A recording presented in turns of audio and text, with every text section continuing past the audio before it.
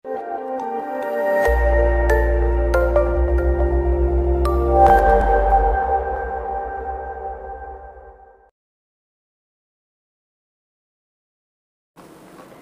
lanjutkan ke part 2 atau bagian 2. Yang kedua, saluran kelamin.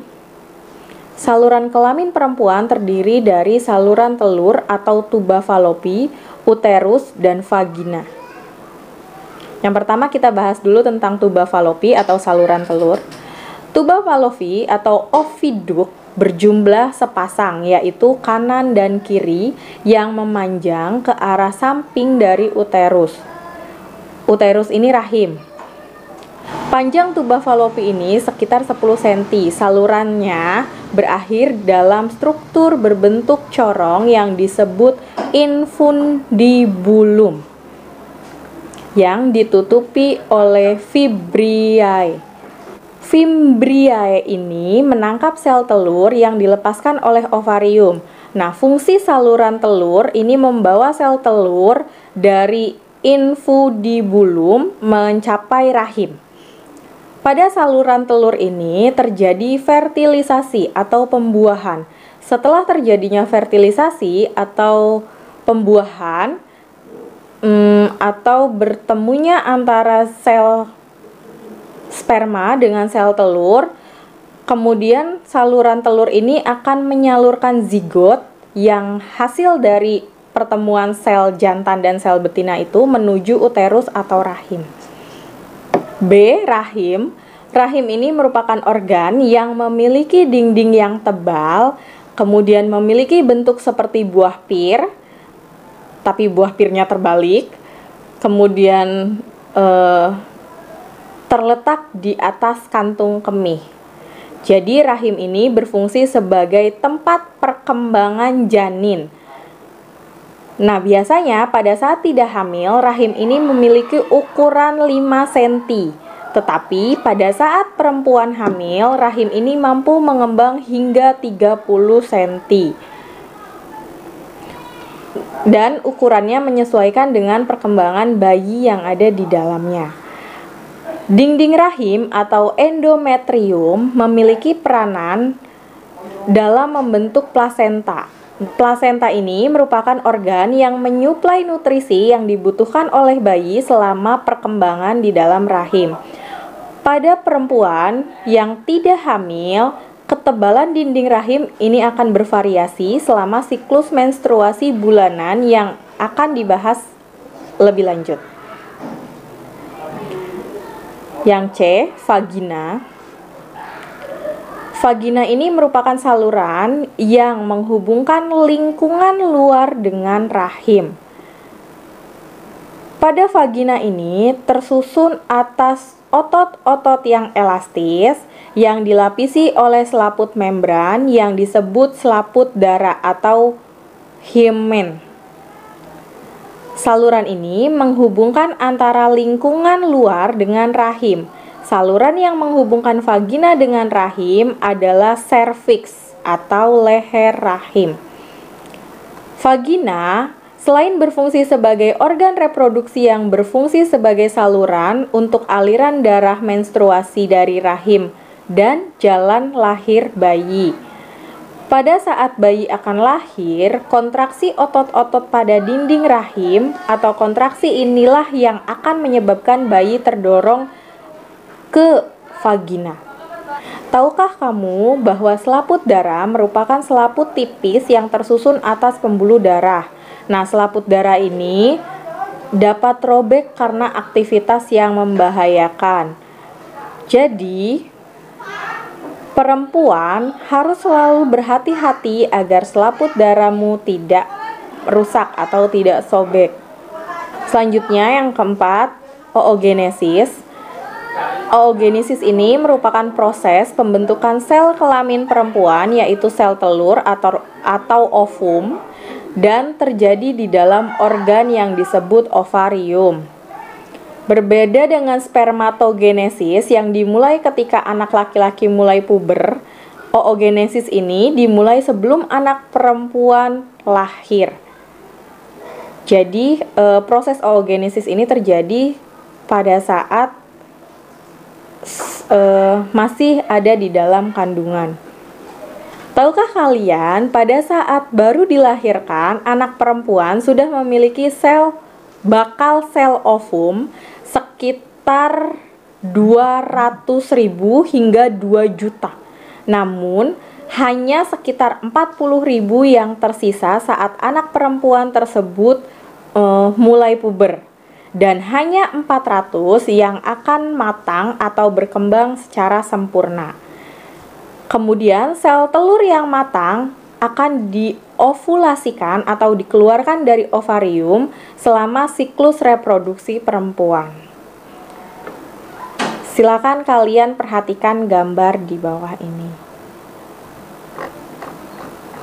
Pada gambar tersebut, kalian dapat melihat bahwa dalam ovarium terdapat folikel yang berukuran sangat kecil dengan calon bakal sel telur di dalamnya. Folikel ini dan bakal sel telur tersebut berkembang semakin besar. Setelah matang, sel telur akan dikeluarkan dari ovarium. Oogenesis ini dimulai saat perempuan berada dalam kandungan. Nah, sel primordial akan membelah secara mitosis dan membentuk oogonium atau sel induk telur yang bersifat diploid. Selanjutnya, akan terjadi pembelahan secara bertahap, baik pembelahan mitosis maupun pembelahan meiosis. Pada akhir peristiwa oogenesis, dari sel induk telur akan dihasilkan sel telur atau ovum yang bersifat haploid dan 3 badan polar atau polosit. Agar kalian lebih bisa memahami peristiwa oogenesis atau pembentukan sel telur ini, silakan kalian perhatikan gambar di bawah ini. Selanjutnya, tentang siklus menstruasi. Menstruasi ini merupakan suatu keadaan keluarnya darah, cairan jaringan, lendir, dan sel-sel epitel yang menyusun dinding rahim. Pada saat perempuan mengalami proses menstruasi, maka akan keluar darah dari saluran vaginanya. Nah, menstruasi ini biasanya terjadi 1 bulan sekali, dan siklus menstruasi ini akan terjadi apabila sel telur yang dihasilkan oleh ovarium ini tidak dibuahi oleh sel sperma. Siklus menstruasi dapat dibagi menjadi beberapa fase. Agar kalian lebih dapat memahami, silakan perhatikan gambar berikut ini. Fase pertama adalah fase menstruasi.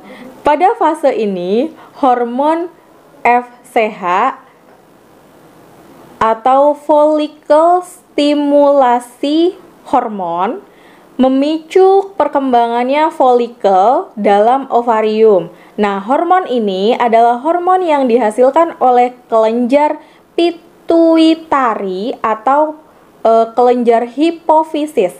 Kelenjar tersebut terletak di otak bagian depan. Fase ini, dinding rahim akan luruh dan seorang perempuan akan mengalami menstruasi. Pada proses perkembangan folikel, ada beberapa folikel yang berkembang, namun hanya ada 1 folikel yang dapat terus berkembang tiap bulannya. Pada awal perkembangannya, folikel akan menghasilkan hormon estrogen dan hormon progesteron. Hormon estrogen dan hormon progesteron ini akan memicu dinding rahim untuk menebal. Pada saat dinding rahim sedang mengalami fase proliferasi, tujuan dari menebalnya dinding rahim ini adalah untuk mempersiapkan tempat melekatnya embrio. Yang embrio ini terjadi karena adanya pembuahan antara sel telur dengan sel sperma. Fungsi lain dari hormon estrogen adalah untuk memicu kembali kelenjar pituitari untuk menghasilkan hormon SH dan LH. Hormon LH ini terus diproduksi dan meningkat secara mendadak. Peningkatan hormon LH ini akan memicu pengeluaran sel telur dari folikel yang telah matang. Nah, proses pengeluaran sel telur ini disebut dengan ovulasi. Fase ketiga adalah fase sekretori. Folikel yang telah melepaskan sel telur akan berubah menjadi korpus luteum.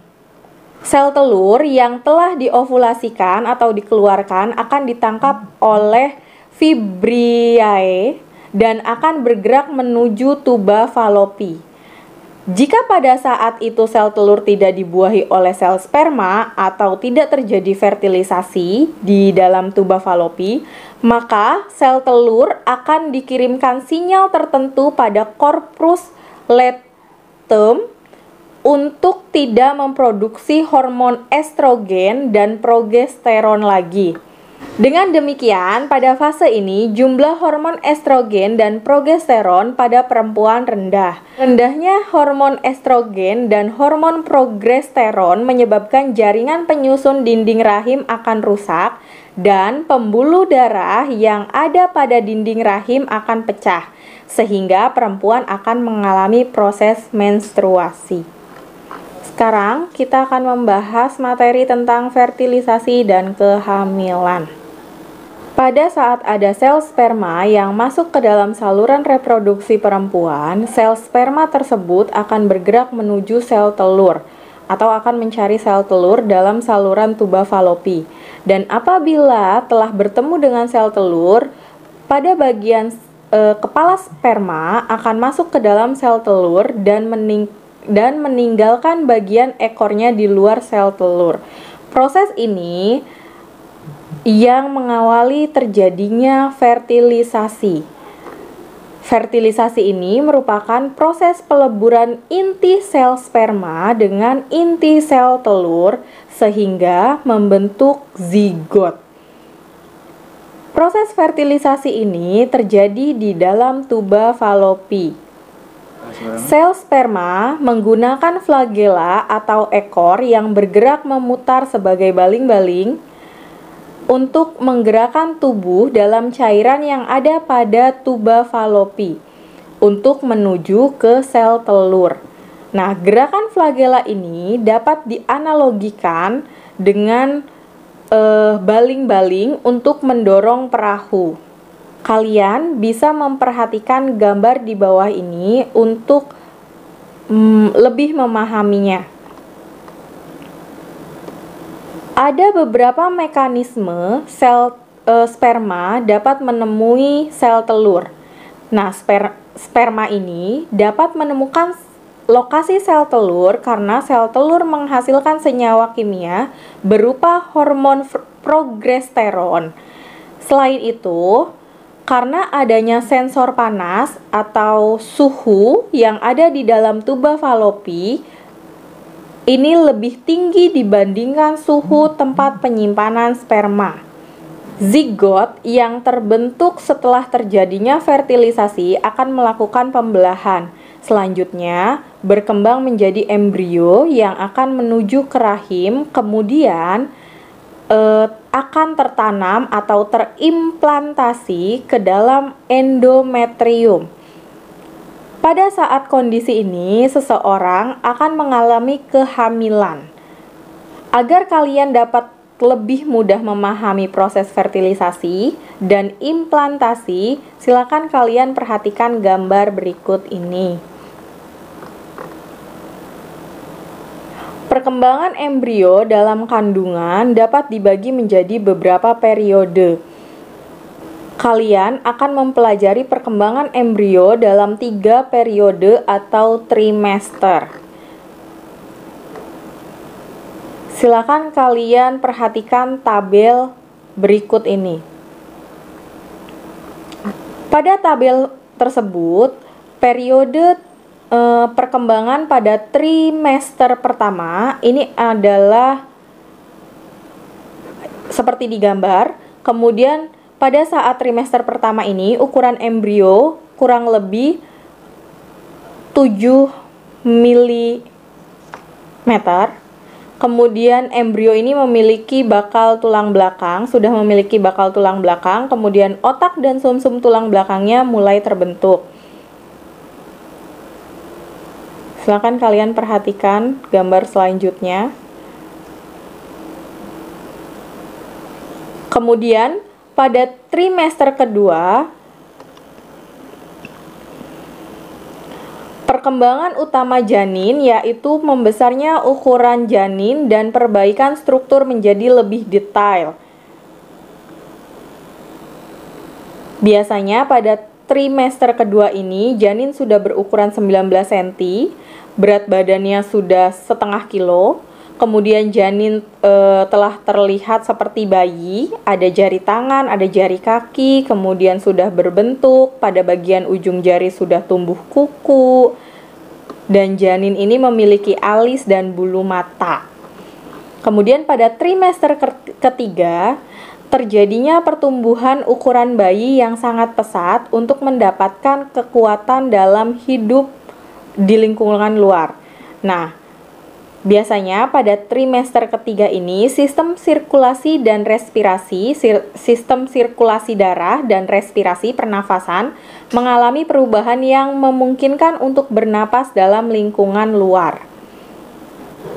Agar kalian lebih memahami tentang cairan ketuban atau cairan amnion yang terdapat pada saat kehamilan, kalian bisa baca tabel di bawah ini.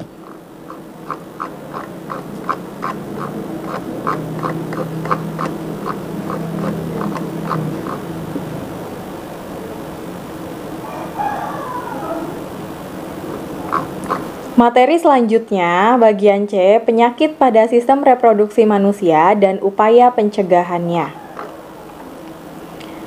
Yang pertama, penyakit pada sistem reproduksi manusia. Sistem reproduksi sangat rawan terhadap kelainan dan penyakit. Kelainan dan penyakit pada sistem reproduksi ini dapat disebabkan oleh bakteri, jamur, maupun virus. Kelainan dan penyakit ini dapat ditularkan dari orang tua yang terinfeksi kepada anaknya, kemudian bisa juga tertular akibat transfusi darah, kemudian bisa juga ditularkan akibat gaya hidup yang tidak baik seperti gaya hidup seks bebas dan menggunakan jarum suntik untuk obat terlarang secara bersama-sama. Oleh karena itu, sebaiknya kita menghindari gaya hidup seks bebas dan hindari mengkonsumsi obat-obatan terlarang atau narkoba. Yang pertama, penyakit gonorrhoe atau GO. Penyakit ini disebabkan oleh bakteri Neisseria gonorrhoeae. Gejala penyakit ini adalah rasa sakit dan keluar nanah pada saat kencing, serta keputihan berwarna kuning hijau pada wanita. Penyakit ini dapat menyebabkan kebutaan pada bayi yang baru dilahirkan, yang tertular dari ibunya. Kedua, sifilis atau raja singa. Sifilis ini adalah penyakit menular yang disebabkan oleh bakteri Treponema pallidum. Gejala awal penyakit ini adalah luka pada tempat masuknya bakteri ke dalam tubuh, biasanya pada daerah sekitar kelamin. Penyakit ini dapat menyebar dan menyerang organ-organ tubuh lainnya, kemudian menimbulkan kerusakan pada organ tersebut. Yang ketiga, herpes simplex genitalis. Penyakit herpes simplex genitalis ini disebabkan oleh virus herpes simplex tipe 2 yang menyerang kulit di daerah genital luar, anus, dan vagina. Gejala penyakit ini berupa gatal-gatal, pedih, kemerahan pada kulit di daerah kelamin. Pada daerah tersebut kemudian akan timbul beberapa lepuh kecil-kecil. Selanjutnya lepuh ini menjadi pecah dan menimbulkan luka. Penyakit herpes ini sulit sekali sembuh dan sering kambuh setelah beberapa bulan atau tahun. Yang keempat, HIV atau AIDS. Penyakit AIDS adalah penyakit yang disebabkan oleh virus HIV. Jadi nama penyakitnya AIDS, nama virusnya HIV atau Human Immune Deficiency Virus yang menyerang sistem imunitas atau kekebalan tubuh penderitanya.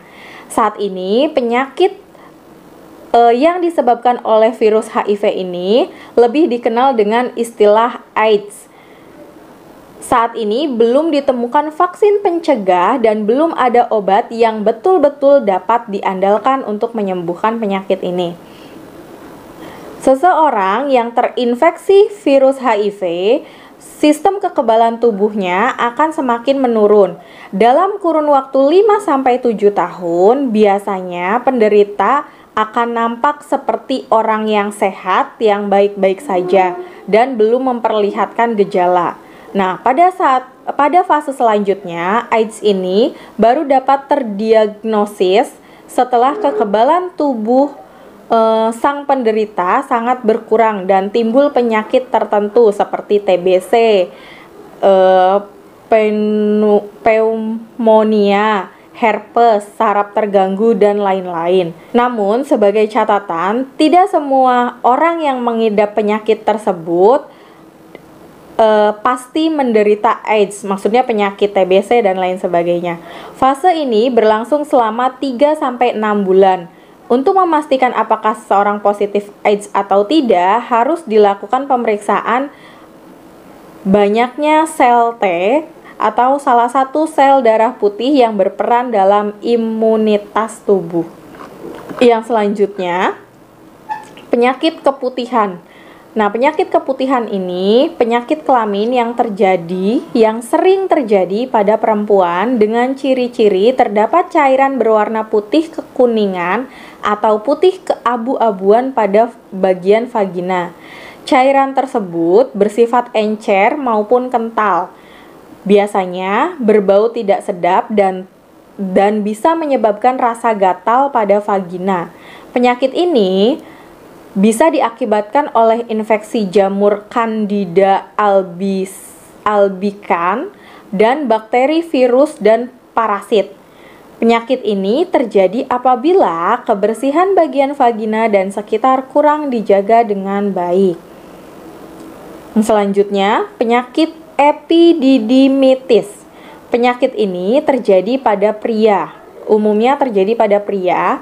Penyakit epididymitis ini adalah peradangan pada saluran epididymis yang disebabkan oleh infeksi atau karena terkena penyakit menular seksual. Penyakit ini ditandai dengan rasa nyeri disertai pembengkakan pada salah satu testis. Salah satu penyebab terjadinya penyakit ini adalah perilaku seks bebas. Selanjutnya, upaya pencegahan penyakit sistem reproduksi pada manusia. Penyakit pada sistem reproduksi dapat disebabkan oleh beberapa faktor.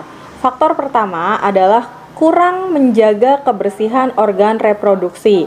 Apabila kebersihan organ reproduksi kurang dijaga, akan dapat terjangkit oleh penyakit yang disebabkan oleh jamur, bakteri, ataupun parasit. Nah, berikut ini adalah beberapa upaya untuk mencegah terjangkitnya penyakit yang disebabkan oleh infeksi jamur, bakteri, atau parasit. Yang pertama, menggunakan celana dalam yang berbahan katun dan bertekstur lembut. Hindari bahan yang bersifat lebih panas, kurang menyerap keringat, dan berbahan ketat. Selanjutnya, biasakan membilas dengan bersih organ reproduksi setiap selesai membuang air kecil maupun buang air besar. Kemudian, keringkan sisa air yang masih menempel di kulit dengan menggunakan tisu atau handuk yang benar-benar kering. Ini akan mengurangi resiko terjadinya infeksi oleh jamur pada bagian organ reproduksi. Selanjutnya, mengganti celana dalam minimal 2-3 kali sehari. Kemudian, bagi kamu perempuan, apabila sedang mengalami menstruasi, gantilah pembalut sesering mungkin. Minimal 5-6 jam sekali. Kemudian, upaya lainnya, untuk perempuan, hindari menggunakan sabun pembersih daerah kewanitaan dan panty liner secara terus-menerus. Penggunaan sabun pembersih daerah kewanitaan akan mengubah pH vagina yang akan membunuh bakteri baik atau flora normal dalam vagina yang selanjutnya akan memicu tumbuhnya jamur. Kemudian upaya selanjutnya, rajin berolahraga dan banyak mengkonsumsi buah dan sayur. Selain bermanfaat bagi kesehatan, juga dapat mencegah terjadinya infeksi organ reproduksi oleh jamur. Dari materi yang sudah disampaikan, silakan kalian baca rangkuman di samping ini.